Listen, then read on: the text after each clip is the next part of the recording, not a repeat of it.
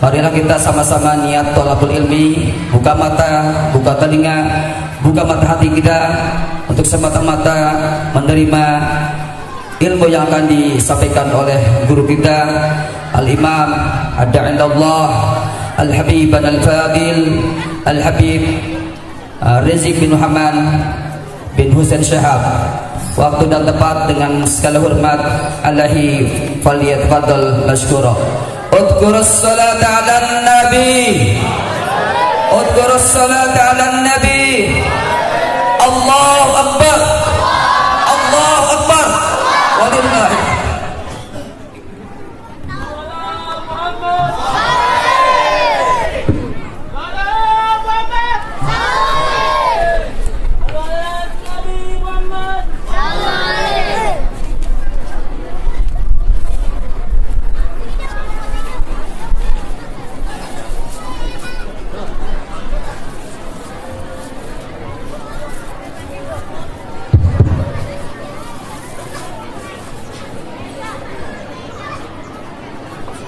Assalamualaikum warahmatullahi wabarakatuh.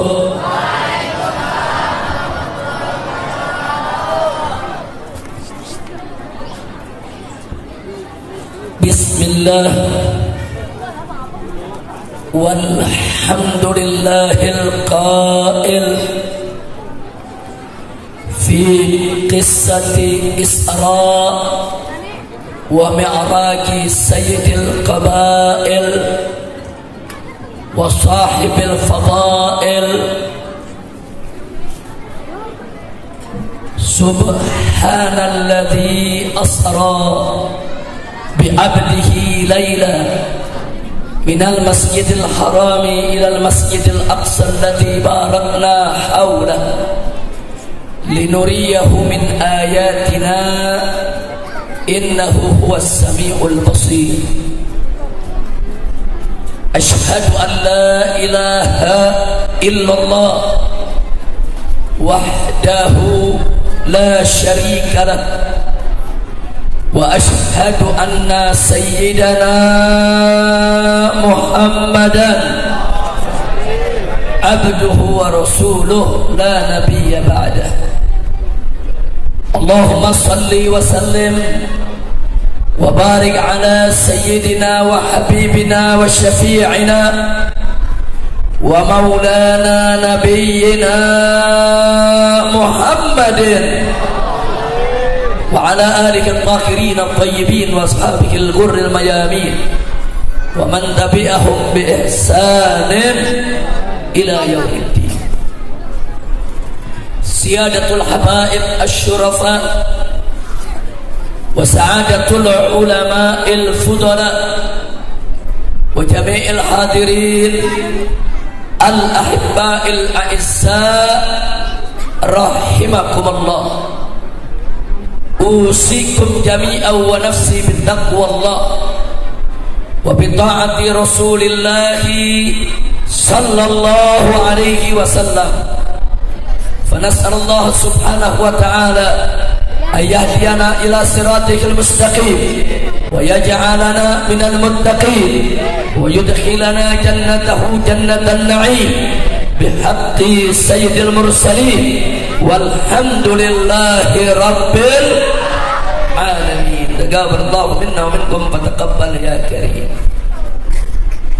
Kepada para habaib, para alim ulama, para kiai, para tuan-tuan guru yang sama kita cintai dan sama kita muliakan, wabil khusus segenap panitia penyelenggara yang telah bekerja keras untuk mensukseskan acara ini, kita doakan mereka semua agar senantiasa mendapatkan limpahan rahmat dan barakah dari Allah Subhanahu wa taala, diberikan kekuatan istiqamah di jalan Allah, diberkahi setiap langkah perjuangan dakwahnya, diberikan kemenangan dan kebahagiaan dari dunia hingga akhirat. Amin ya rabbal alamin.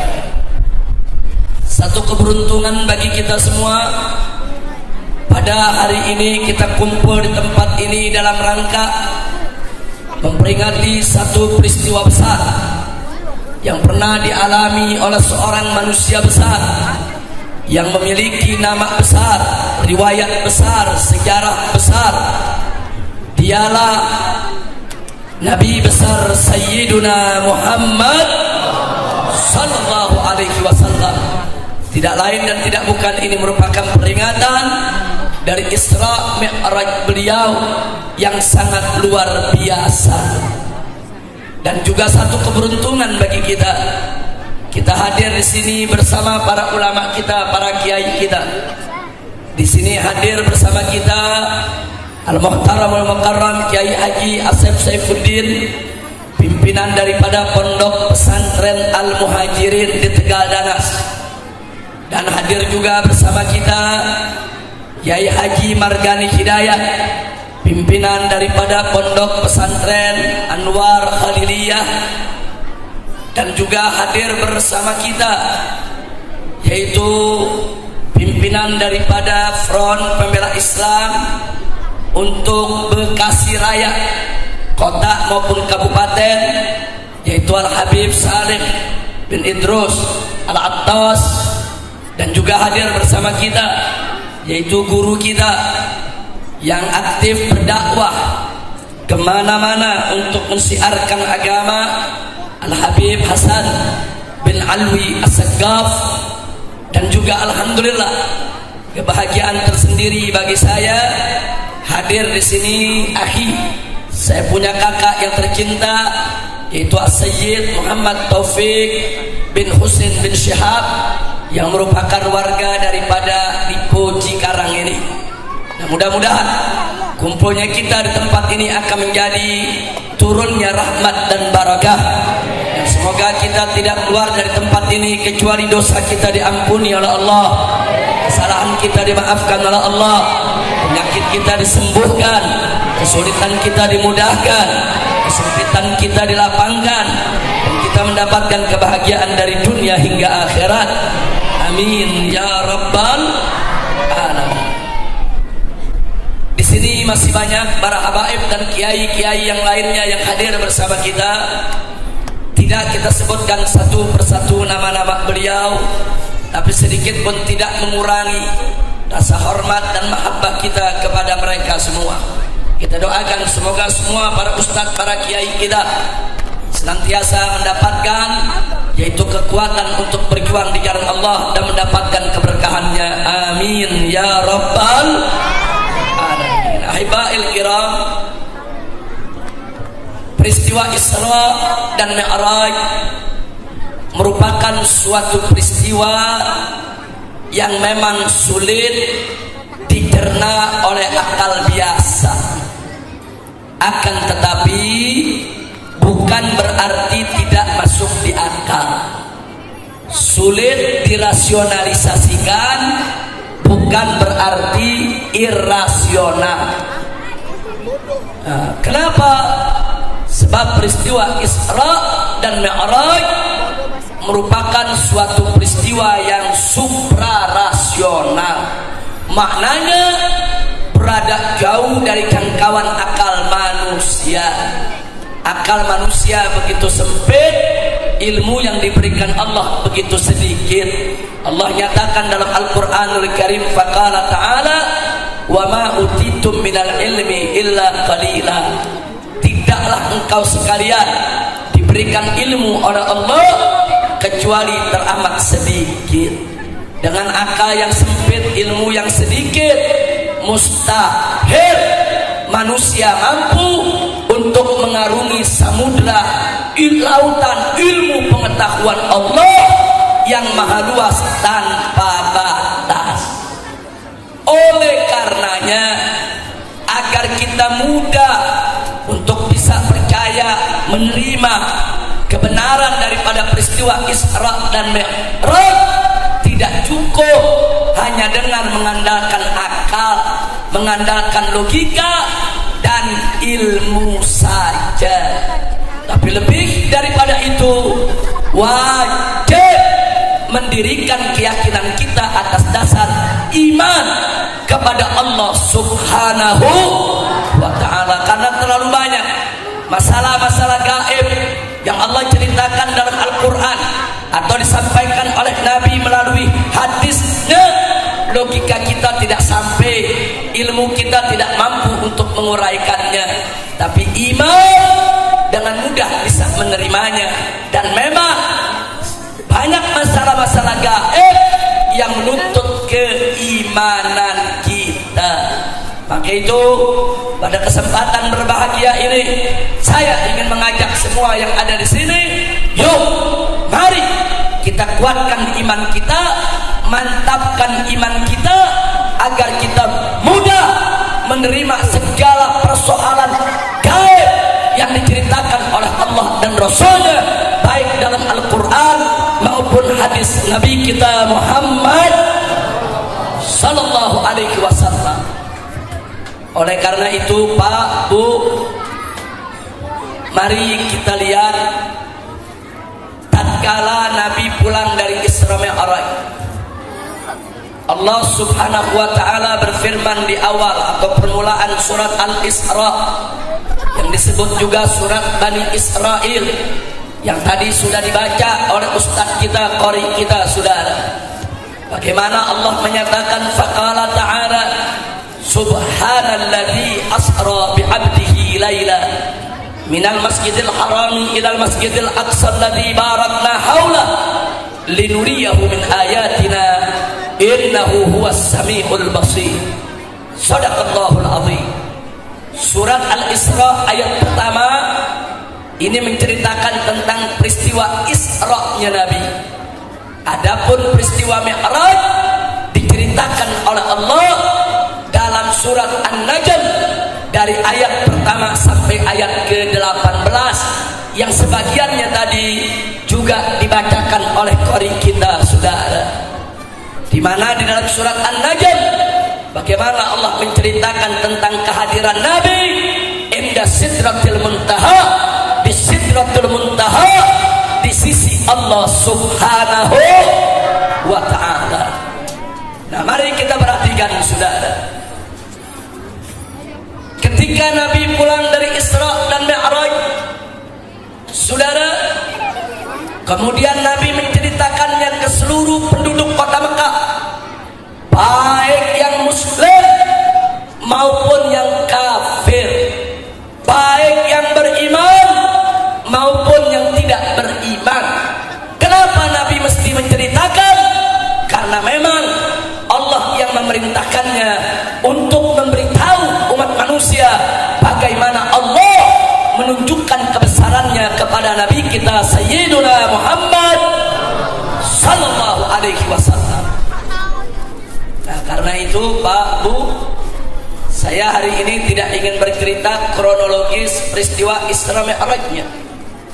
Saya tidak ingin cerita satu demi satu peristiwa yang dialami Nabi selama Isra Mi'raj. Tapi ada hal yang tidak kalah menariknya adalah pasca daripada Isra dan Mi'raj.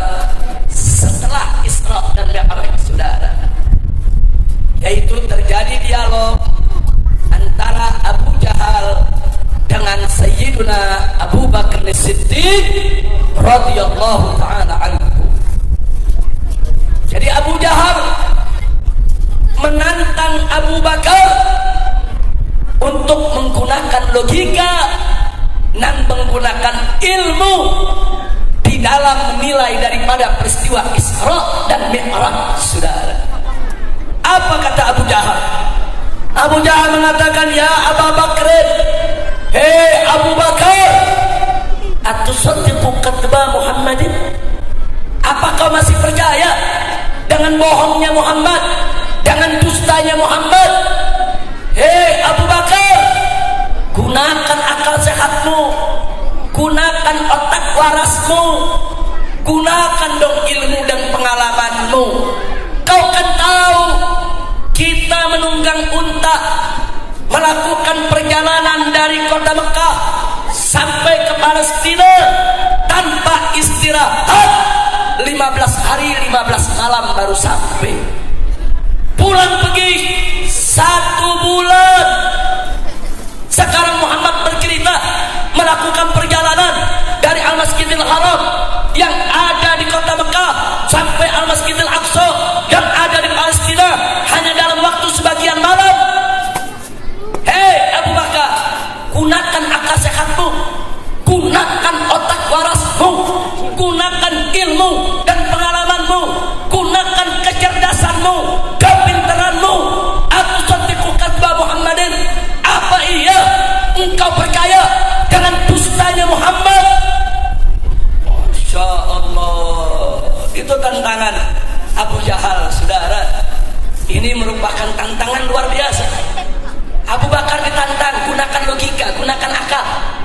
Abu Bakar ditantang, gunakan ilmu, gunakan pengalaman, saudara. Tapi subhanallah, Sayyidina Abu Bakar tidak terpancing, saudara. Kenapa tidak terpancing? Sebab Sayyidina Abu Bakar tahu betul masalah-masalah gaib seperti peristiwa Isra dan Mi'raj nggak bisa diurai oleh logika, saudara. Dan saudara, di zaman itu, saudara, mau dijawab dengan ilmu pun belum mampu untuk menguraikannya, saudara. Kalau zaman sekarang, saudara, zaman sekarang dari Mekah ke Palestina orang mengatakan perjalanan hanya 1 jam saja, saudara. Orang percaya. Kenapa? Karena ilmu manusia sudah sampai, saudara. Kita punya pesawat terbang, ada mesin jet, ada pesawat Boeing. Nggak aneh lagi, saudara. Mekah Palestina 1 jam dengan pesawat, saudara, bisa ditempuh. Kenapa sekarang tidak aneh lagi? Sebab ilmu kita sudah sampai, saudara. Tapi 15 abad yang lalu, ketika Nabi mengalami Isra dan Mi'raj, pesawat terbang belum ada, pesawat orang alik belum ada, saudara. Mesin jet belum ditemukan manusia.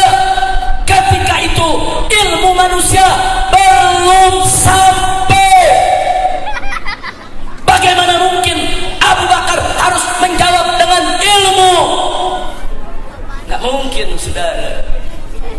Maka itu ini jebakan maut, saudara. Ini ucapan Abu Jahal tadi, jebakan maut. Anda tahu gara-gara jebakan Abu Jahal tadi berapa banyak umat Islam, saudara, yang imannya lemah, sebagaimana diriwayatkan oleh Sayyidatuna Aisyah radhiyallahu taala anha. Ketika ditanyakan seperti itu oleh Abu Jahal, mereka rame-rame murtad keluar dari Islam, saudara. Jadi jangan Anda pikir dulu peristiwa Isra Mi'raj itu nggak ada umat Islam yang murtad, saudara. Segelintir mereka yang imannya nggak kuat murtad dipropaganda oleh Abu Jahal. Akal sehat mana yang bisa nerima, otak waras mana yang bisa terima? Ini cerita bohong, ini takhayul, ini cuman bohongnya Muhammad. Maka itu, saudara, di dalam surat Al-Isra ayat ke-60 Allah sendiri yang menceritakan bahwa Allah menjadikan peristiwa Isra dan Mi'raj fitnatan linnas, sebagai ujian untuk umat manusia. Jadi ini jebakan Abu Jahal luar biasa, saudara. Tapi Sayyidina Abu Bakar tidak mudah terjebak, saudara. Karena kalau Sayyidina Abu Bakar gunakan logika tidak mampu mengurai. Abu Bakar menggunakan ilmu belum sampai, saudara. Lalu apa jawab Abu Bakar ketika itu, saudara? Begitu Abu Jahal mengatakan, ya Abu Bakr, aku sadiku katba Muhammadin. Hei Abu Bakar, apa kau masih percaya dengan bohongnya Muhammad, dustanya Muhammad? Apa dijawab oleh Abu Bakar saat itu juga? Enggak pikir panjang, saudara. Enggak. Abu Bakar membuang logikanya, membuang ilmunya. Abu Bakar menjawab, saudara, hei Abu Jahal, lau qala Muhammadun ab'ada min dzalik wallahi la saddaqtu. Masya Allah. Apa kata Sayyidina Abu Bakar? Hei Abu Jahal, andai kata Nabi Muhammad bercerita ab'ada min dzalik, lebih aneh dari Isra Mi'raj, lebih jauh dari Isra Mi'raj, lebih ajaib dari Isra Mi'raj, lebih dahsyat dari Isra Mi'raj, lebih luar biasa dari Isra Mi'raj, selama Nabi Muhammad yang bercerita, wallahi demi Allah la saddaqtu, pasti aku percaya.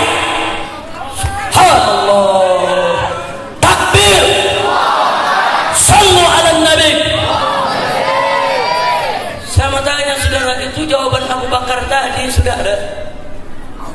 Jangankan Isra Mi'raj, lebih hebat dari Isra Mi'raj, lebih dahsyat, lebih luar biasa. Selama Nabi Muhammad yang bercerita, pasti aku percaya. Saya tanya, ini Abu Bakar Siddiq jawab pakai logika atau iman? Jawab dan kompak, pakai logika atau iman? Ilmu atau iman? Kalau begitu iman Sayyidina Abu Bakar, saudara, kuat tidak? Mantap tidak? Tinggi tidak? Tebal tidak? Bagus tidak? Takbir! Sallu ala Nabi! Itulah sebabnya kenapa Sayyidina Abu Bakar dijuluki As-Siddiq. Kenapa dijuluki As-Siddiq? Dijuluki As-Siddiq sebab beliau membenarkan cerita Nabi tak kala orang lain mendustakannya.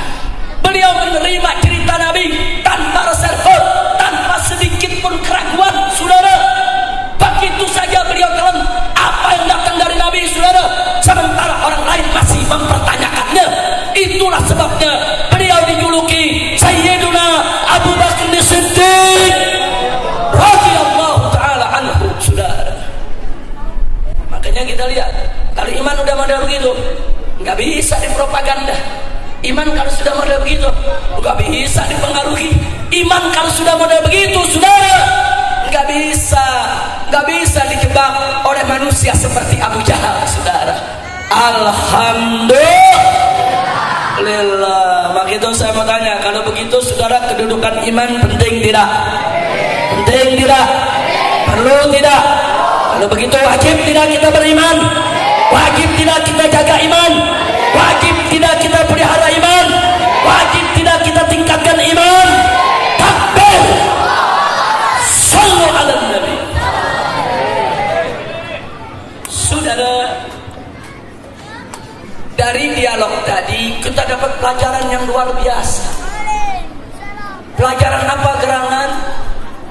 Pelajaran yang kita dapat, saudara, adalah bahwa akal atau logika dan ilmu tidak boleh dilepas dari iman.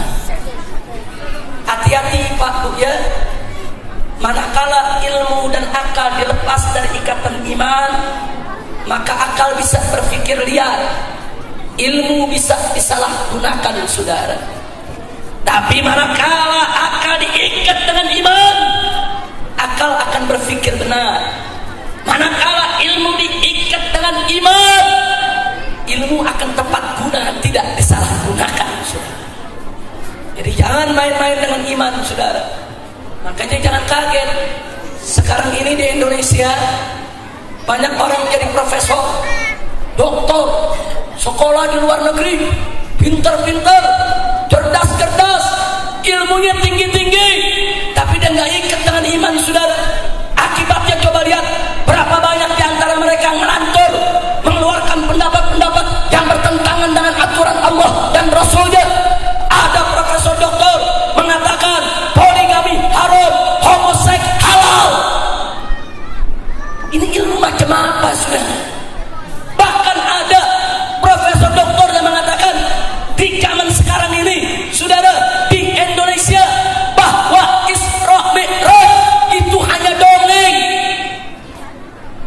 Ini udah zaman modern, ini udah ada pesawat olang-adik, udah ada mesin jet, tapi otaknya tetap tidak berkembang, saudara.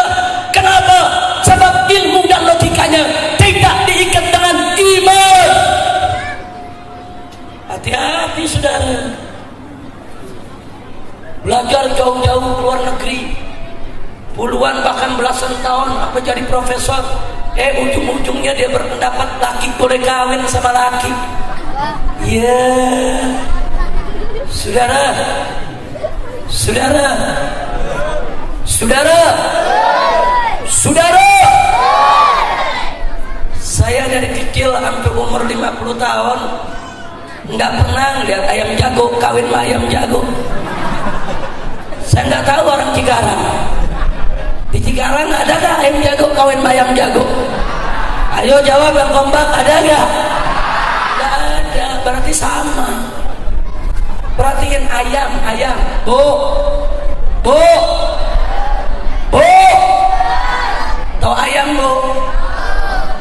ayam nggak punya akal. Tahu jago nggak boleh nyodok jago. Ayam ini ada profesor, doktor, dosen, guru besar di Universitas Islam Negeri Syarif Hidayatullah Ciputat, saudara.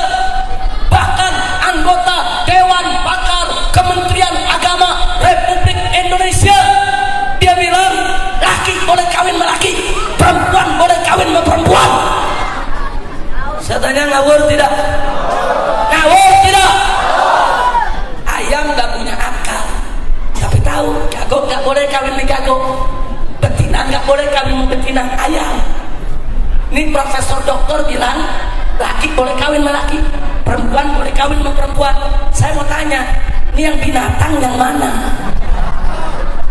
Ayo jawab yang kompak, yang binatang yang mana?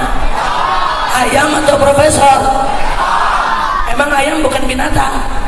Aluk lewatan loh. Ayam binatang juga, gimana Profesor Adol, saudara. Itu yang Allah katakan, bal hum adol. Orang-orang yang tidak menggunakan akal pikirannya dengan benar, yang tidak menggunakan ilmunya dengan benar, yang tidak mengikat, saudara, akal dan ilmunya dengan iman. Ulaika kal an'am, kata Allah, mereka bagaikan binatang ternak. Bal hum adol, bahkan lebih hina daripada binatang ternak. Masya Allah. Jadi jangan salahkan saya kalau profesor begitu. Saya bilang binatang, bukan saya yang bilang binatang. Al-Quran, saudara. Saya tanya, tadi Allah mengatakan orang yang enggak menggunakan akal pikirannya dengan benar, ulaika kal an'am, mereka bagaikan binatang ternak. Bal hum adol, bahkan mereka lebih sesat, lebih hina, lebih rendah daripada binatang ternak. Jadi saya mau tanya, jadi orang yang enggak menggunakan akal dengan benar, yang mengatakan mereka binatang, siapa? Jawab yang kompak. Yang mengatakan mereka binatang siapa? Yang mengatakan mereka binatang siapa? Kadang-kadang saya kira mah begini, ada jamaah ngomong, waduh Habib kasar ngomongnya. Yang ngatain binatang bukan gue, Allah. Kita cuma nyampein, kira-kira jelas tidak? Jelas tidak? Siapa yang mengatakan mereka binatang? Siapa yang mengatakan mereka binatang? Takbir. Sallu ala Nabi. Makanya hati-hati, saudara. Pendidikan agama itu, saudara, pelajari ikat dengan iman.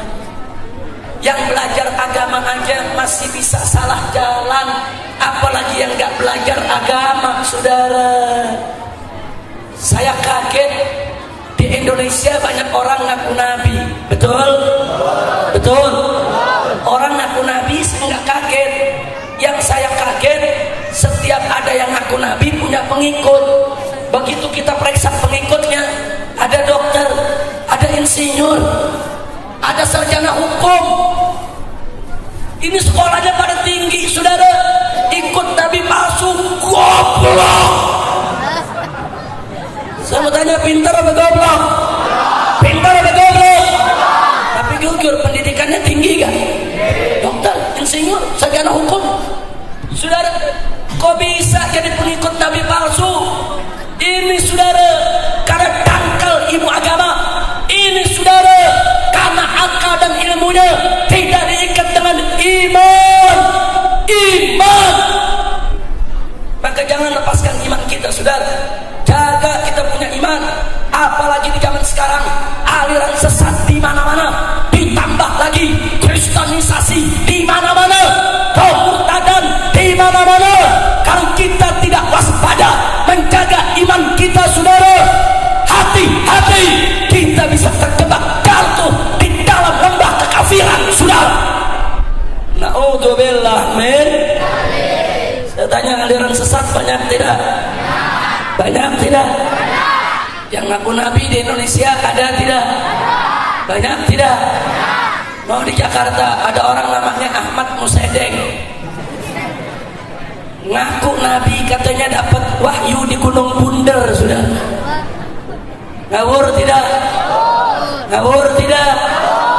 Ada lagi yang gak kalah ngawur, perempuan namanya Lia Edan, ngaku malaikat Jibril. Dia ngaku dia sebagai malaikat Jibril.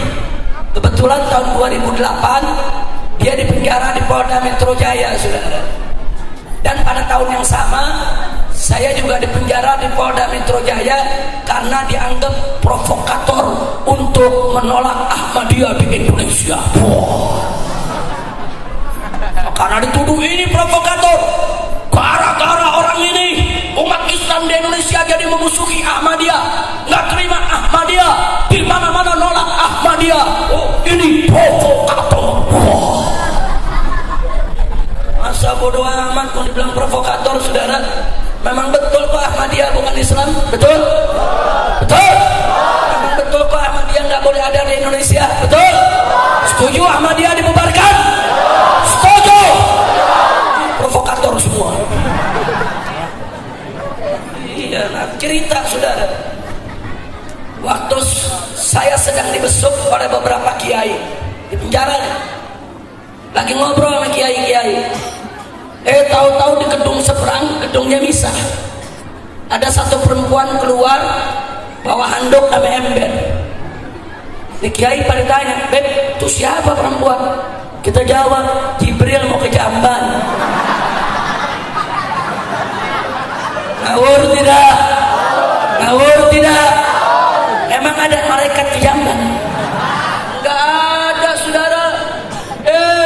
Malaikat itu makhluk mulia, makhluk suci, makhluk bersih, diciptakan oleh Allah dari cahaya, tidak pernah maksiat terhadap perintah Allah. Dari awal dicipta sampai akhir nanti, yang namanya malaikat akan selalu taat, saudara. Malaikat boro-boro, saudara, Jibril mau ke Jamban, malaikat Raqib Atid yang menyertai kita tiap hari, yang nyatet amal baik dan buruk kita, saudara. Begitu kita masuk ke Jamban, Raqib Atid nggak mau ikut masuk, saudara. Lo kenapa nggak mau masuk? Lu bau. Mau ngapain tuh malaikat masuk, saudara? Malaikat tuh bersih, gak suka yang bau-bau. Makanya kan Nabi mengatakan dalam satu hadis, apa kata Nabi, saudara? Nabi mengatakan, innal malaika tata'adda bima yata'adda bihi banu Adam. Malaikat itu akan terusik dengan apa yang mengusik anak cucu Adam. Saya tanya, kita sebagai manusia senang bau tidak? Suka bau tidak? Begitu juga malaikat, saudara. Malaikat nggak suka bebauan. Makanya biar Anda tahu kenapa para ulama Ahlus Sunnah kalau memperingati Maulid, memperingati Isra Mi'raj, saudara, kadang-kadang dia bawa dupa, dia taruh gahru, dia bakar, dia wangikan, saudara. Ini orang yang nggak ngerti bilang apa? Wah, tuh Habib jadi dukun, parah pemenang. Dia pikir Habibnya jadi dukun, saudara. Goblok. Lu belajar hadis yang benar. Nabi waktu putrinya wafat dimandikan, saudara. Nabi minta kepada keluarga, cari gahru, cari bukur, fayatabakhar, saudara.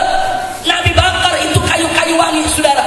Dimasukkan oleh Nabi dalam satu bejana tempat, dibakar, asapnya diwangikan sekeliling rumah, saudara. Saya tanya, Nabi dukun bukan? Jadi yang ngomong kita dukun, Habib dukun pakai dupa begitu, saudara, ngerti hadis gak? Goblok. Lu jangan nuduh dulu, tanya dulu. Habib, ini dalilnya apa, ini pakai asap-asapan? Emang Habib mau buka perdukunan? Tanya, saudara. Jadi Nabi wangikan, saudara. Supaya kenapa?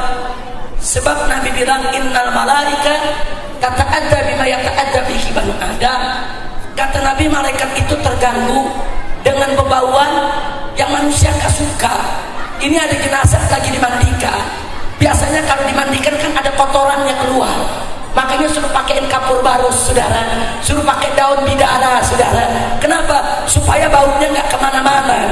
Nah, supaya lebih bagus lagi, dibukurkan oleh Nabi, saudara. Diasepin sekeliling rumah supaya rumah itu tetap wangi.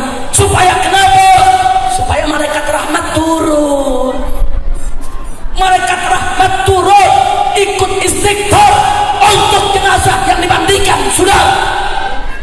Allah. Kalau begitu bagus gak? Kalau begitu bagus tidak? Kalau begitu dukun bukan? Kalau dukun main habis diasupin itu dukun, saudara. Nah, tapi kalau lagi baca maulid di depan ditaruh asapnya wangi kemana-mana, bagus tidak? Bagus tidak? Bagus, saudara. Beda itu kalau kayu gaharu asli, saudara, kita bakar nih sekeliling, nempel di tembok di dinding, seminggu nggak hilang wanginya, saudara. Beda dengan minyak wangi semprot 10 menit hilang. Lu beli yang murah. Kira-kira jelas tidak? Jelas tidak? Jelas tidak? Alhamdulillah. Nah, baik, saudara, sekali lagi saya tanya, kalau gitu di Indonesia banyak yang ngawur gak ngaku Nabi? Banyak tidak? Ya kan, saudara, aku malaikat Jibril, masa Jibril berak? Kalau gitu ngawur tidak? Ngawur tidak? Ada lagi 2 tahun lalu di Garut, saudara, kita ditangkap sama anak-anak laskar FPI di Garut, saudara. 3 orang ngaku Nabi. 3 orang ngaku Nabi. Yang satu namanya Sensen, yang satu Durahim, yang satu lagi Sukiman. Salawatnya Allahumma sholli ala Sukiman. Ngawur tidak? Ngawur tidak? Ngawur tidak? Yang lebih ngawur lagi Cirebon, saudara. Lu tahu Cirebon nggak? Tahu Cirebon nggak? Yang benar, situ sebelah Lemah Abang. Di Cirebon ada orang ngaku Tuhan, saudara. Ngaku Tuhan, ditangkap sama polisi, dibawa ke Polres. Sampai di Polres disidik, ditanya oleh Kapolres, kenapa kamu ngaku Tuhan? Apa dijawab? Habis bagaimana Kapolres? Yang ngaku Nabi udah kebanyakan. Kacau tidak? Ayo jawab yang kompak. Saya mau tanya jujur, Indonesia kacau tidak? Kacau tidak?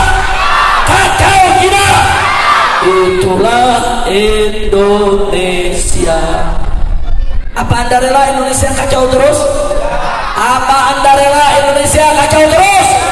Maka itu saya mau tanya, siap mantapkan akidah? Siap kuatkan akidah? Siap pelihara akidah? Siap bela akidah? Takbir! Sallu ala Nabi. Jadi ada ngaku Nabi, ngaku malaikat, ngaku Tuhan. Ada aja pengikutnya, sudah. Pengikutnya dari kalangan pendidikan tinggi, sudah. Nah, ini menunjukkan betapa berbahayanya kalau logika, kekuatan akal dengan ilmu, saudara, tidak diikat dengan iman. Maka itu yuk sekali lagi, mari kita ikat ilmu dan akal kita dengan iman. Baik, saya mau tanya, kira-kira yang saya sampaikan barusan jelas tidak? Jelas tidak?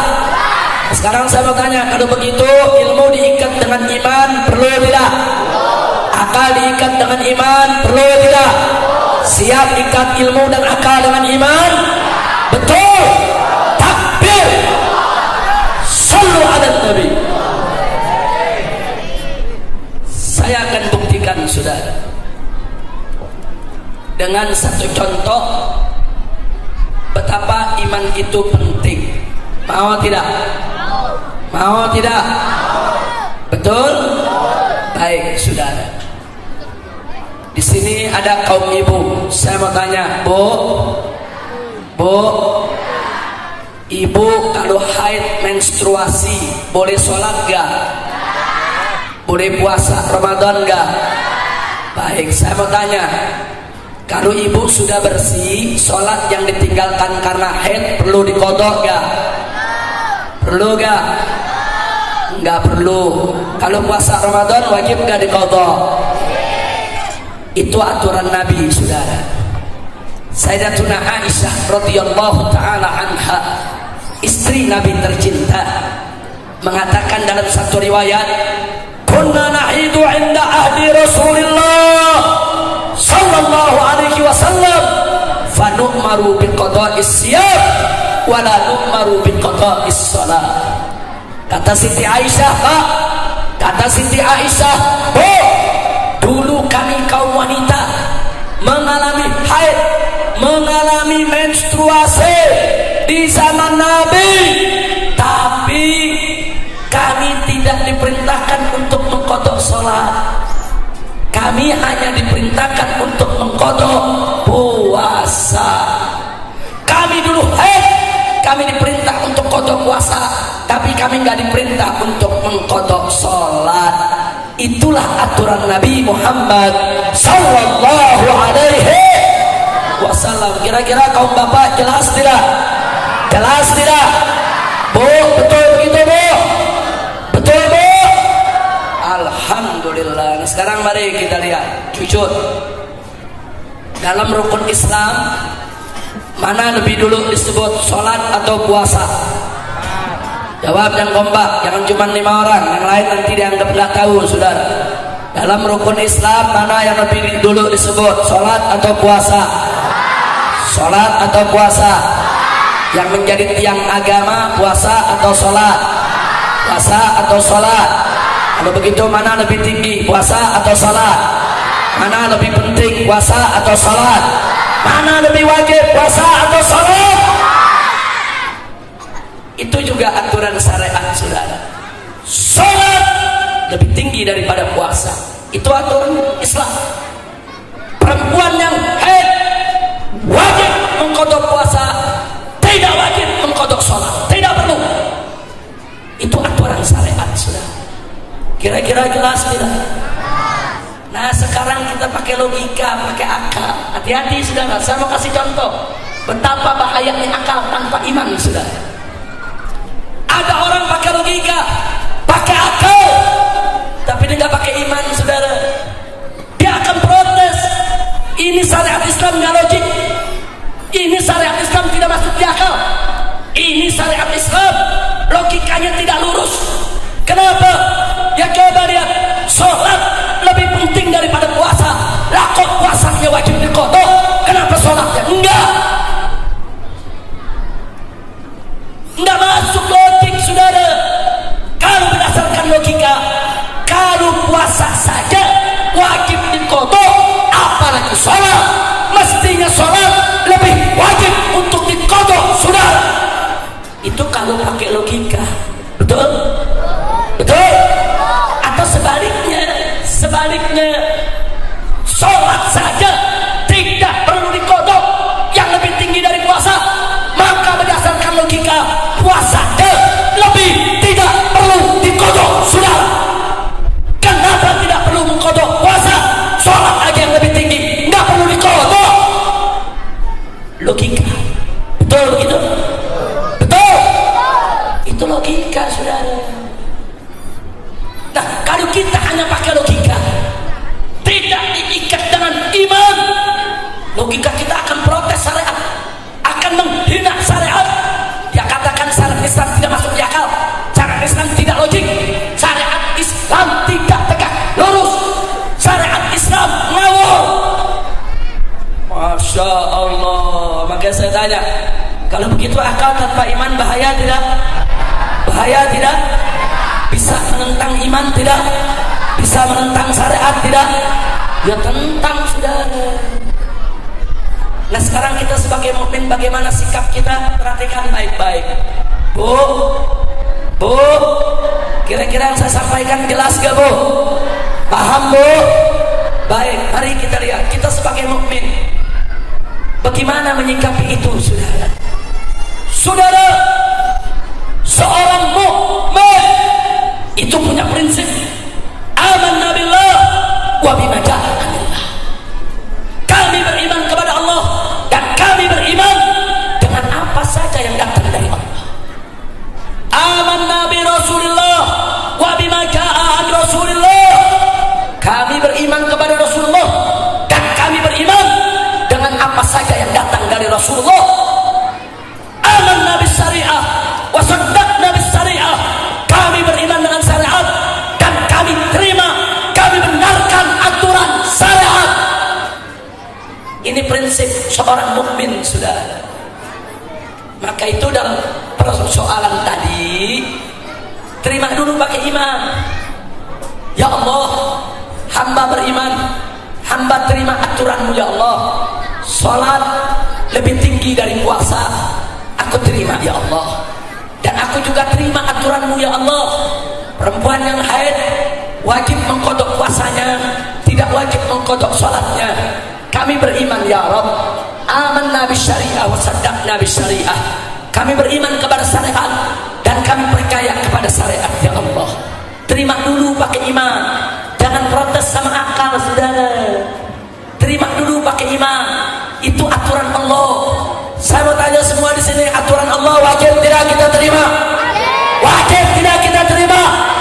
Apa boleh kita bantah? Apa boleh kita protes? Apa boleh kita tolak? Tidak boleh saudara. Terima dulu pakai iman.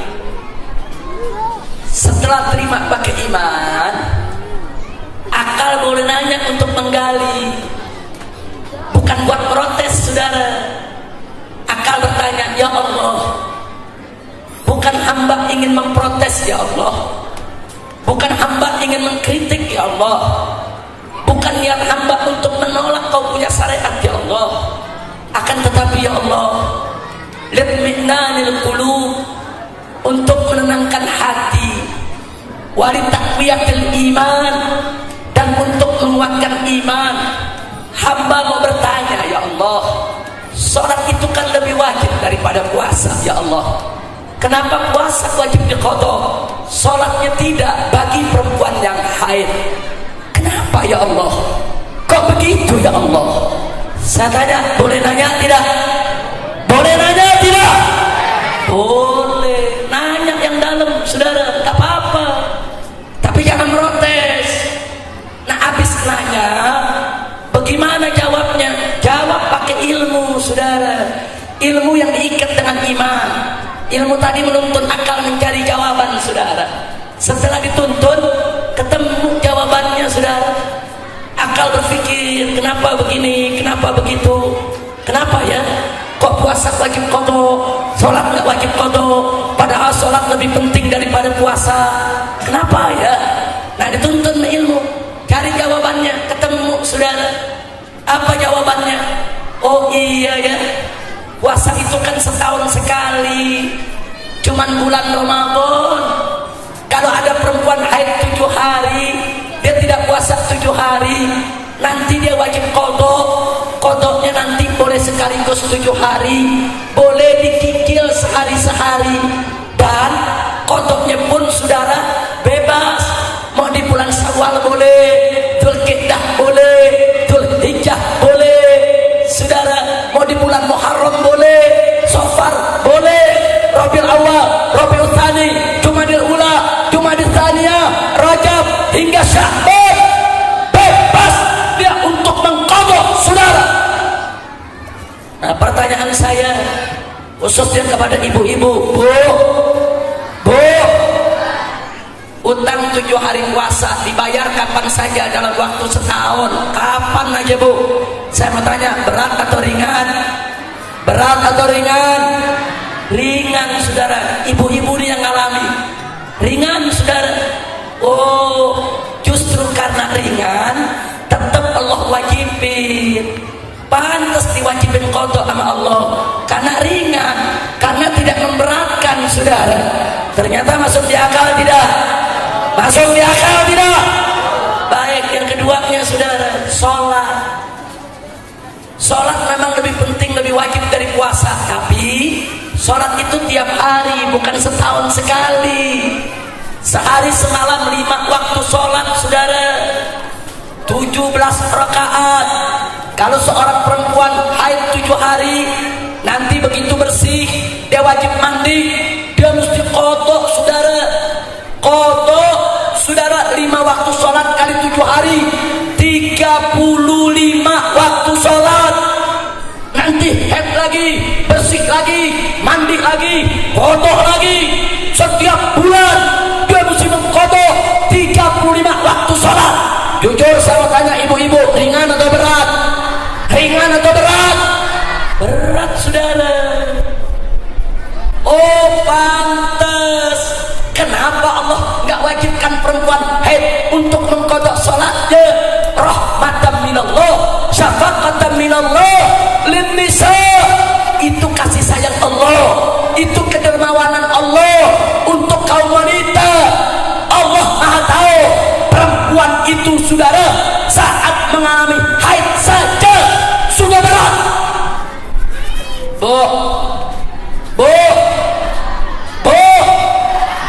tanya Bu, biar bapak-bapak tahu, ada gak perempuan yang setiap haid palanya pusing?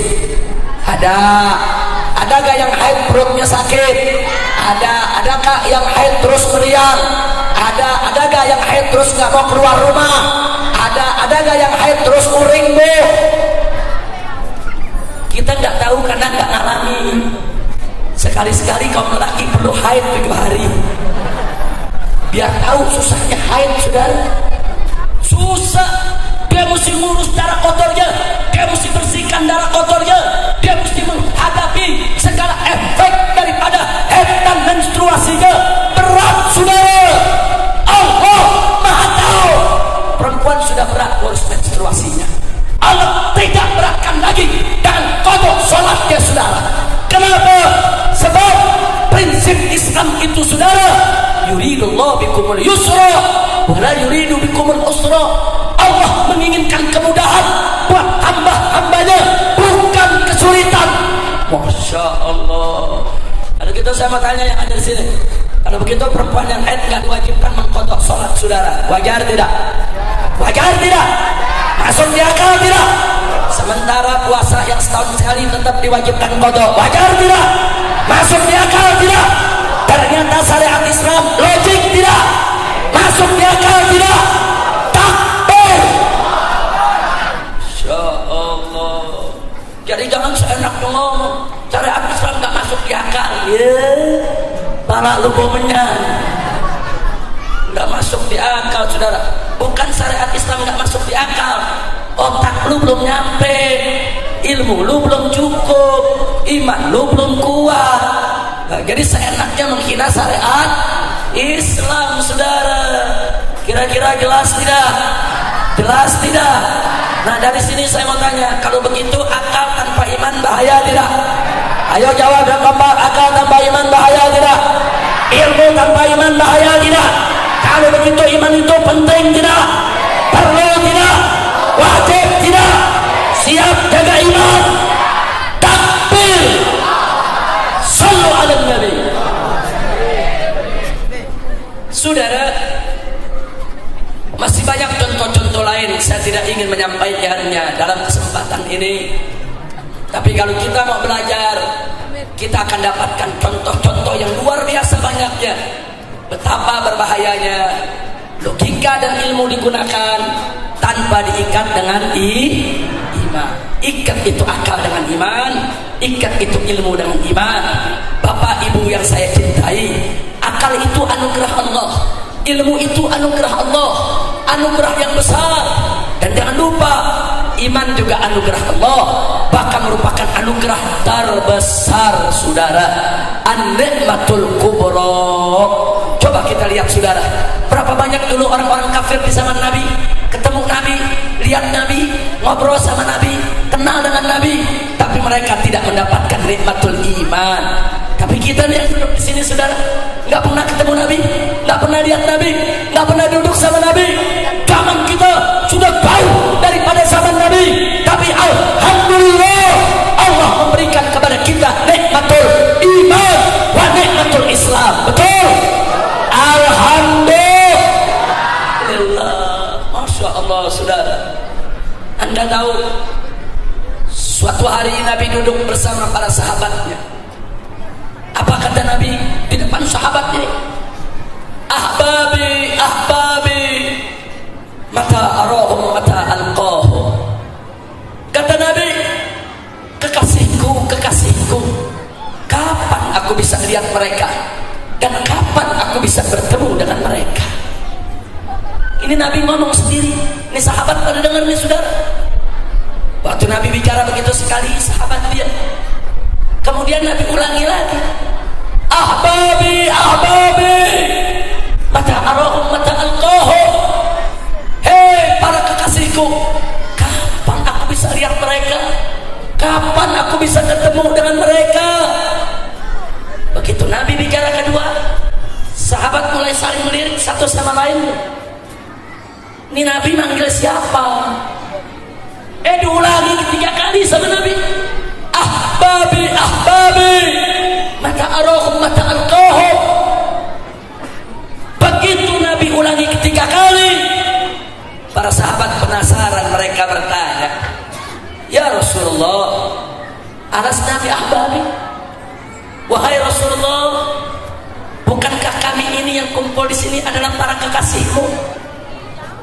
Kenapa sahabat bertanya begitu? Karena saat itu kan sahabat yang bela Nabi, sahabat yang berkorban untuk Allah dan Rasul. Mereka berjuang bisa-bisa. Siapa lagi kekasih Nabi kalau bukan mereka, saudara?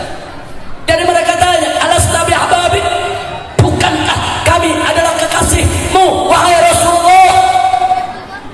Apa jawab Nabi? Bukan. Lastum bi ahbabi, kalian bukan kekasihku, bukan. Walakinnakum ahbabi, akan tetapi kamu sekalian adalah ashabi, adalah sahabatku. Lastum bi ahbabi walakinnakum ashabi, kalian bukan kekasihku, tapi kalian adalah para sahabatku. Penasaran para sahabat, ya Rasulullah, kalau bukan kami kekasihmu, wa man ahbabu, lalu siapa kekasihmu wahai Rasul? Apa jawab Nabi, saudara? Nabi katakan depan para sahabat, ahbabi, para kekasihku adalah kaumun min ummati, golongan daripada aku punya umat.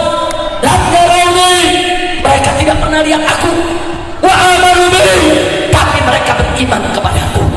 Mereka tidak pernah lihat aku, mereka tidak pernah kumpul denganku, mereka tidak pernah duduk bersamaku, tapi mereka beriman kepadaku, mereka cinta kepadaku, mereka percaya kepadaku, mereka menjalankan ajaranku. Masya Allah. Saya mau tanya sama yang hadir, jawab yang kompak semua. Apa pernah kita ketemu Nabi? Apa pernah duduk bersama Nabi? Apa pernah kumpul dengan Nabi? Tapi jujur saya tanya, kita beriman tidak kepada Nabi? Percaya tidak kepada Nabi? Cinta tidak kepada Nabi? Siap tidak menjalankan ajaran Nabi? Betul.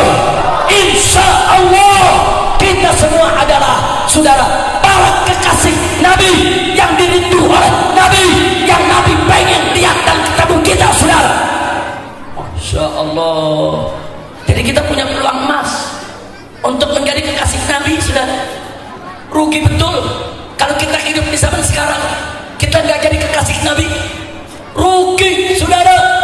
Kita beriman kepada Nabi, percaya kepada Nabi, cinta kepada Nabi, jalankan ajaran Nabi dengan ikhlas mencari ridha Allah, itu kita jalankan, maka kita adalah kekasih Nabi yang Nabi rindu mau ketemu, mau kumpul dengan kita, saudara. Maaf Pak Bu ya, kita ini dibandingkan dengan para sahabat Nabi nggak ada apa-apanya, Bu. Nggak ada apa-apanya, Pak. Nggak ada. Derajat iman kita, takwa kita, pengorbanan kita dibandingkan dengan para sahabat Nabi kecil. Sampai Nabi mengatakan dalam satu hadis, apa kata Nabi? La tasubbu ahadan min ashabi. Umat Islam, jangan coba-coba kalian mencela seorang pun dari para sahabat. Kenapa? Lau anfaqa ahadukum mithla uhudin dhahaban, andai kata pun salah seorang di antara kalian berinfak sedekah emas segede gunung Uhud, luar biasa infaknya begitu besar, ma balagha, tidak akan pernah bisa menandingi, ma adraka, tidak akan pernah bisa mencapai mudda ahadikum wala nasifah, sedekah segenggam gandum yang dilakukan oleh para sahabatku, bahkan separuhnya saja tidak. Masya Allah. Sahabat Nabi sedekah gandum segenggam, kita sedekah emas segede gunung, saudara. Kata Nabi tetap gak bisa menimbangi sedekah sahabat. Jangankan yang segenggam, wala nasifah, kata Nabi, hatta setengahnya gak bisa kau tandingi. Makanya kalau zaman sekarang ada orang sok pinter, sok tahu, sombong, mau caci maki sahabat, mau hina Sayyidina Abu Bakar, mau hina Sayyidina Umar, mau hina istri Nabi Sayyidah Aisyah. Siapa engkau? Kurang ajar. Insya Allah. Makanya lihat ini, saudara, dahsyat, saudara. Para sahabat Nabi kedudukannya begitu tinggi, saudara. Nah, kita tidak bisa menandingi mereka, saudara. Tapi alhamdulillah, walaupun kita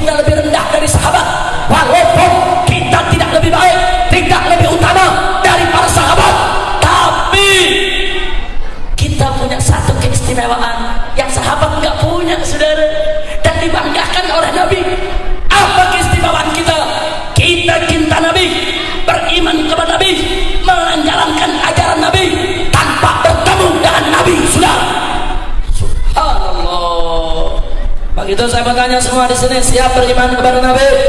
Siap cinta kepada Nabi? Siap jalankan ajaran Nabi? Takbir! Siap jaga iman? Takbir! Sallu ala Nabi. Inilah yang saya sampaikan saudara pada kesempatan hari yang berbahagia ini. Saya tanya, kira-kira yang saya sampaikan jelas tidak? Jelas tidak? Jadi kalau tadi saya tegaskan jaga iman, jaga iman, jaga iman. Kenapa? Satu, di sekitar kita udah banyak aliran sesat, betul?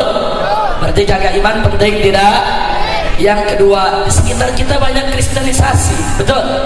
Betul? Ini orang Kristen udah makin kurang ajar ini saudara.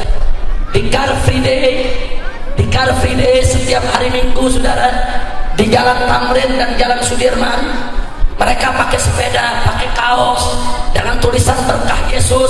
Mereka bagi-bagi brosur kepada umat Islam, saudara. Umat Islam diajak untuk masuk Kristen, saudara. Udah berani terang-terangan. Kurang aja. Kalau dulu mereka ngumpet-ngumpet murtadkan umat Islam, saudara. Sekarang mereka masuk dari rumah ke rumah, rumah ke rumah, door to door, saudara. Kurang ajar. Nggak sampai di situ, saudara. Bahkan sekarang ini, saudara, mereka berani rombongan-rombongan turun di satu komplek perumahan, rame-rame perempuan-perempuan tua yang diturunkan saudara untuk bawa brosur, bertamu ke setiap rumah. Kami mau mengabarkan berita gembira tentang Yesus. Kenapa perempuan tua yang diturunkan saudara? Ya, sebab kalau nanti kita tempeleng perempuan, kita nempeleng orang tua saudara, kita dijebak. Jadi kalau kita bertindak keras, ini perempuan tua, kenapa kau kerasi? Kurang ajar. Kristen sudah makin kurang ajar. Selama ini kita umat Islam sangat toleransi kepada mereka. Kita tidak pernah ganggu mereka. Kita tidak pernah usil kepada mereka. Betul? Betul? Mereka jangan kurang ajar. Jangan coba-coba kurang ajar. Dari Bogor, satu kampung saudara diajak naik bis, ditawarkan, ayo jalan-jalan ke Dufan, gratis, semua naik saudara. Begitu dari Dufan dibawa ke gereja, dibaptis, semuanya kurang ajar.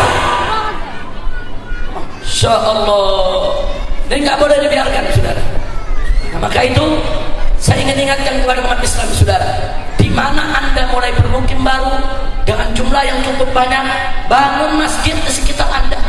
Makanya saya bangga di perumahan Lipo ini saudara, ada masjid As-Siddiq yang dibangun, digedor oleh para tokoh di sini saudara. Pokoknya di mana umat Islam bikin pemukiman baru, kumpul di sana dengan jumlah yang signifikan, bangun masjid. Dan sudah saatnya di lingkungan Lipo Cikarang ini harus ada masjid agung untuk seluruh umat Islam di Lipo. Betul? Takbir. Setuju tidak? Setuju tidak? Takbir. Insya Allah. Nah begitu sebelum saya akhiri, saya punya ceramah, saya punya himbauan dan seruan. Kalau ada pendeta datang ke rumah kita ngajak dialog, kalau kita nggak mampu jangan dialog sudah. Pendeta datang ke rumah kita, anjang sana, kita sambut baik, kita sediakan minuman yang baik saudara. Kalau mereka datang mau kenalan silakan.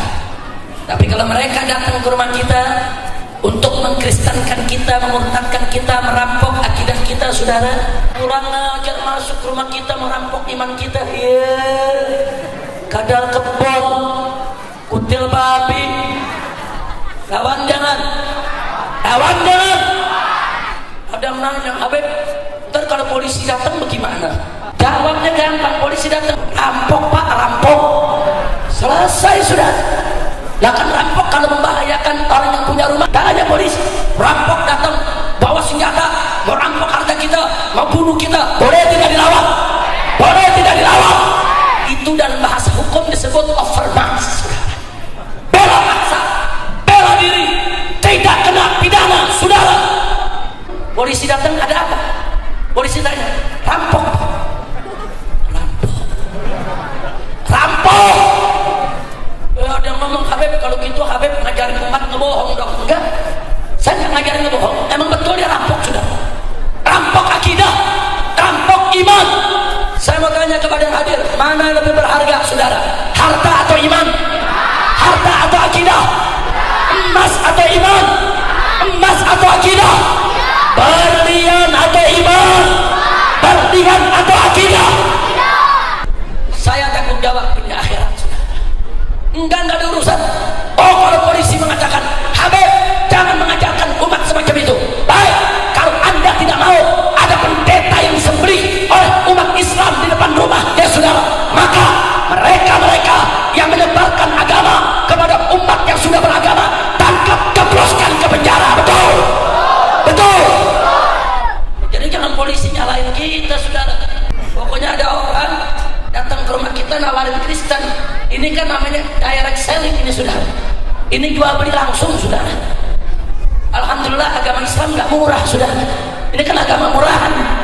Dia jual beli, saudara. Dia datang ke rumah kita ditawar-tawarin sampai kredit. Nah, kalau dia datang apa perlu kita tanya nih agama kreditnya berapa?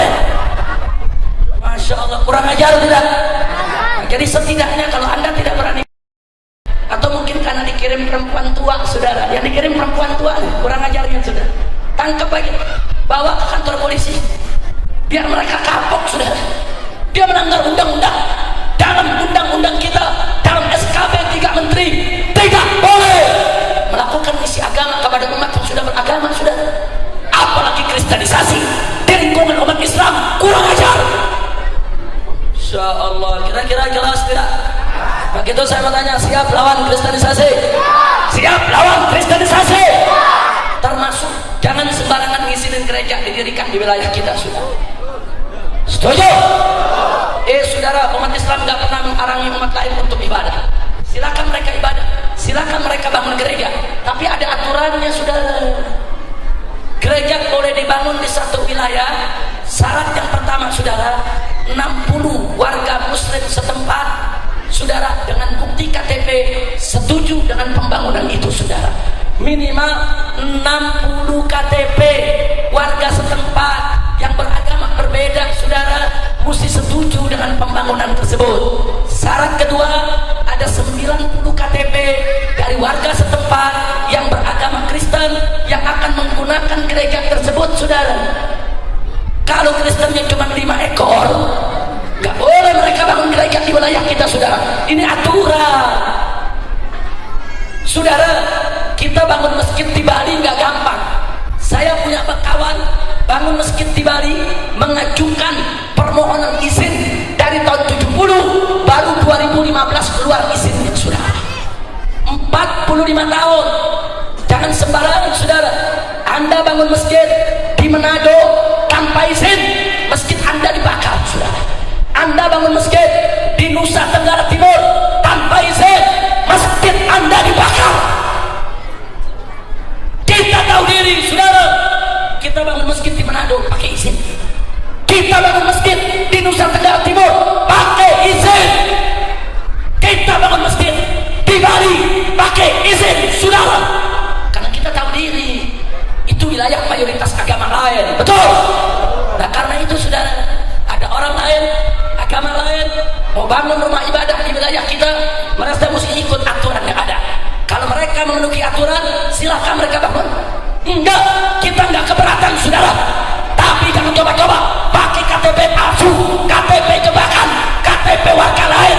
Tidak boleh. Masya Allah, makanya warga hati-hati nih. Kadang-kadang Anda diundang satu acara, ayo datang ke kelurahan. Oh, begitu datang ke kelurahan, udah acara senang-senang, pulang disuruh tanda tangan. Kita pikir tanda tangan daftar hadir, saudara. Nggak taunya besok tanda tangan kita dilampirkan untuk izin pendirian gereja. Hati-hati, Pak Buya. Jangan sembarangan Anda memberikan tanda tangan kepada siapapun, termasuk kepada lurah sekalipun, tanpa alasan yang jelas. Nggak boleh. Kalau tanda tangan untuk KTP, tanda tangan untuk kartu keluarga, jelas tanda tangan, saudara. Tapi kalau tanda tangan yang tidak jelas, cuma sekedar daftar hadir, hati-hati, saudara. Di atas cuma ditulis daftar hadir, Anda tanda tangan rame-rame, Anda pulang, di bawahnya ditulis ditambahin daftar hadir warga yang setuju pembangunan gereja. Hati-hati, ini penipuan sudah banyak terjadi, dan ini nggak boleh terjadi di Lipo, saudara. Nah, gitu saya tanya, umat Islam siap kompak tidak? Siap kompak tidak? Apalagi rumah-rumah liar yang dijadiin gereja, nggak boleh, saudara. Rumah-rumah pribadi tidak boleh dijadikan sebagai tempat kebaktian, melanggar aturan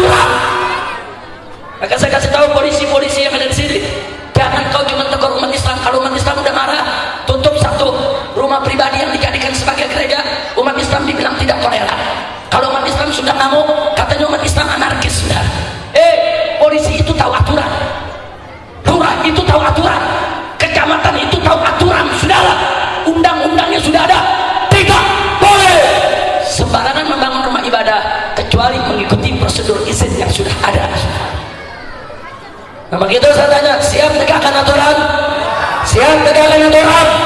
Siap tolak gereja-gereja liar? Siap tutup gereja-gereja liar? Takbir! Sallu ala Nabi. Ini sengaja saya sampaikan sebagai bagian daripada menjaga jaga iman kita, jaga iman anak-anak kita. Jangan sombong. Ada orang egois sombong sudah. Apa dia bilang? Itu kan tergantung yang punya iman. Walaupun banyak kristenisasi, kalau iman kita kuatkan, kita tidak terpengaruh. Goblok, kau hanya bicara tentang imanmu, kau tidak bicara iman anak-anakmu, adik-adikmu, saudaramu, masyarakat yang masih banyak lemah, kurang ajar, egois, tidak tahu diri. Kita mesti peduli. Jangan mentang-mentang iman kita menganggap udah kuat, nggak mungkin terpengaruh masuk Kristen, terus kita biarkan. Nggak bisa. Di masyarakat kita banyak yang lemah iman, orang-orang di bawah kita banyak yang lemah iman, anak-anak kita banyak yang imannya rapuh. Kita mesti peduli untuk menjaga iman mereka. Betul? Betul? Saya tanya, kalau begitu masyarakat di Lipo siap waspada? Siap waspada? Jangan sembarangan berikan tanda tangan, saudara. Hati-hati. Ini nggak jauh dari sini Lipo, saudara. Masyarakat dikumpulkan tanda tangan untuk bangun rumah sakit. Begitu tanda tangan udah beres, saudara, dari lurah ke camat naik ke bupati berubah, bukan rumah sakit. Ternyata pengen bikin hotel, bikin karaoke, bikin diskotik, kan kurang ajar, saudara. Tanda tangannya dari warga bikin rumah sakit, warga rame-rame tanda tangan. Kenapa warga rame-rame tanda tangan? Siapa yang nggak mau rumah sakit, saudara? Ditipu rakyat, dibohongi rakyat, kurang ajar. Maka itu umat di bawah harus cerdas. Jangan mau kita ditipu atau diperalat, saudara. Harus cerdas, harus bersatu. Gak boleh kita pecah belah. Siap bersatu, siap bersaudara, siap berjuang, siap lawan kristenisasi. Takbir! Sallu ala Nabi. Mudah-mudahan Allah menguatkan iman kita semua, memantapkan Islam kita, memudahkan segala kesulitan kita, menyehatkan badan kita, memberikan kebahagiaan dari dunia hingga akhirat. Ala hadhihi niyat wa likulli niyatin salihah wa ila hadratin nabiyil mustafa sallallahu alaihi wasallam bisiril Fatihah.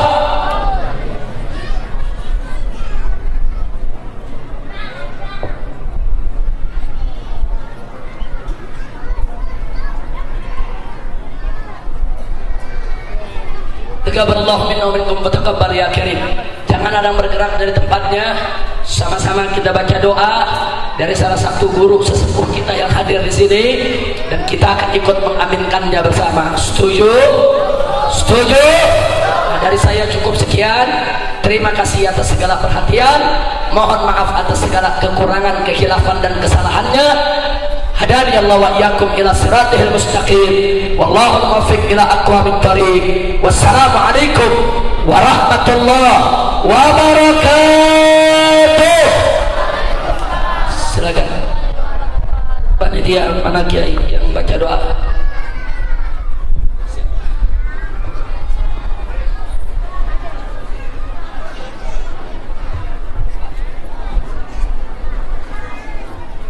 Untuk selanjutnya pembacaan doa yang insya Allah akan disampaikan oleh kesepuhan kita, yaitu mohon kesediaannya kepada pimpinan pondok pesantren Darul Ikhlas Kiai Haji Asril Ibrahim MA alaihi faliyatafadhal.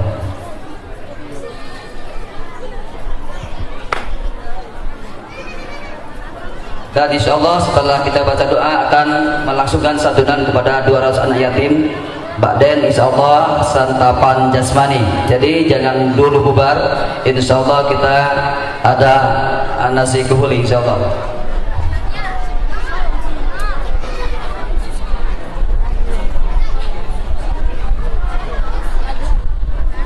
Wala hadhihi niyah wala kulli niyatin salihah. وإلى حضرة الحبيب سيدنا محمد صلى الله عليه وسلم وعلى وصحبه ومن والاه. الفاتحة. أعوذ بالله من الشيطان الرجيم بسم الله الرحمن الرحيم الحمد لله رب العالمين الرحمن الرحيم مالك يوم الدين إياك نعبد وإياك نستعين اهدنا الصراط المستقيم صراط الذين أنعمت عليهم غير المغضوب عليهم ولا الضالين.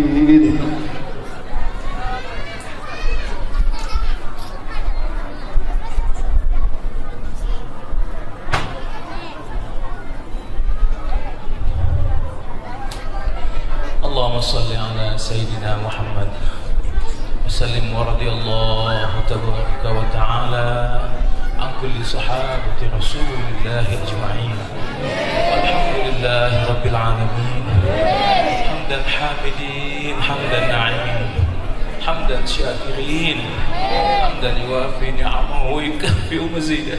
يا ربنا لك الحمد كله ولك الملك كله وإليك يرجع الأمر. أنت كما أثنيت عن نفسي استثناء يا رب العالمين. اللهم ألف بين قلوبنا يا رب واجمع بين كلماتنا يا رب وأشرنا في جنتك يا رب. اللهم يا الله أصلح لنا ديننا الذي هو أشهد واصلح لنا دنيانا التي هي واصلح لنا آخرتنا التي إليها مآبنا واجعل الحياة زيادة لنا في كل خير واجعل الموت راحة لنا من كل شر. إله العالمين إله الناس أجمعين ya Allah, pada siang ini ya Allah kami mengangkat tangan kami yang mengadu kepadamu ya Allah akan fakirnya jiwa kami ini ya Allah dari belayan kasih sayangmu ya Allah. Selamatkanlah jiwa kami, hati kami, iman kami dari serangan orang kafir yang terkutuk ya Allah. Hancurkan mereka ya Allah. Jadikan jiwa-jiwa kami bersatu dalam menegakkan agamamu ya Allah. Di poin ini ya Allah. Ya Allah, di sini kami lemah. Ya Allah, di sini kami tidak punya apa-apa ya Allah. Hanya beriman kepadamu dengan kekuatanmu ya Allah. Kuatkanlah kami ya Allah dengan kekayaanmu ya Allah. Kayakanlah kami ya Allah dengan kemuliaanmu ya Allah. Muliakanlah kami ya Allah. Ya Allah, sayangi seluruh guru-guru kami ya Allah yang berjuang di jalanmu ya Allah. Sehatkan mereka ya Allah, terutama Habibana ya Allah, Habib Rizik Syihab ya Allah. Cahayakan hatinya ya Allah, kuatkan langkahnya ya Allah ya Rabbal Alamin. Ya Allah ya Rabbal Alamin, ya Allah teguhkan langkahnya ya Allah agar tetap berjalan atas langkahmu membela agamamu ya Allah bersama kami ya Allah. Ikutkan kami meskipun selangkah dalam perjuangannya, amin ya Allah ya Rabbal Alamin. Rabbana ighfir lana dhunubana wa liwalidina warhamhum kama rabbawna shighara. Wa sallallahu ala sayyidina Muhammadin nabiyil ummil hashimi wa ala alihi wa sahbihi wasallam. Subhana rabbika rabbil izzati amma yasifun wa salamun ala al mursalin walhamdulillahi rabbil alamin. Al-Fatihah.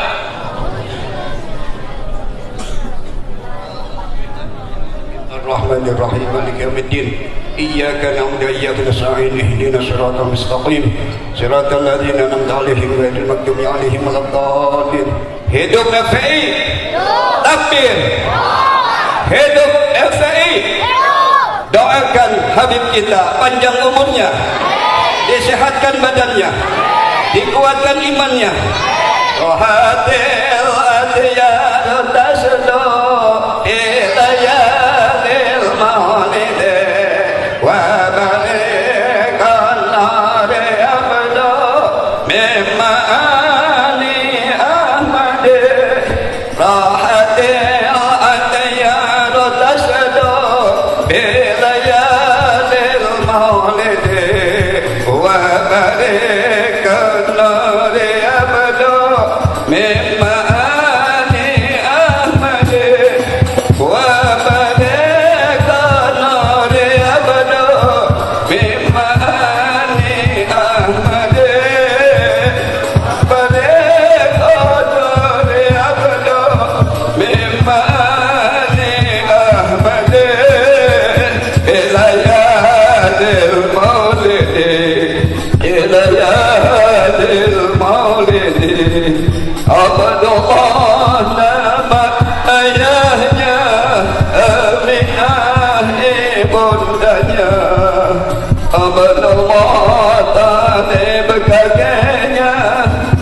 Abu Talib pamannya, Khadijah istri setia, Fatimah putri tercinta, semua bernasab mulia dari Khalid dan Mama.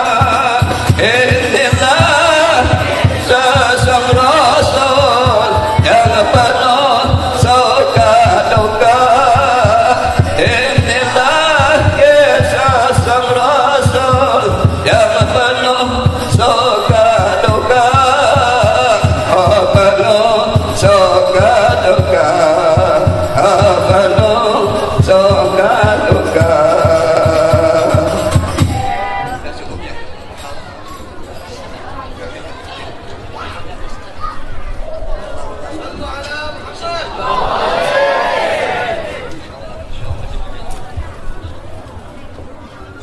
Sallu ala Nabi.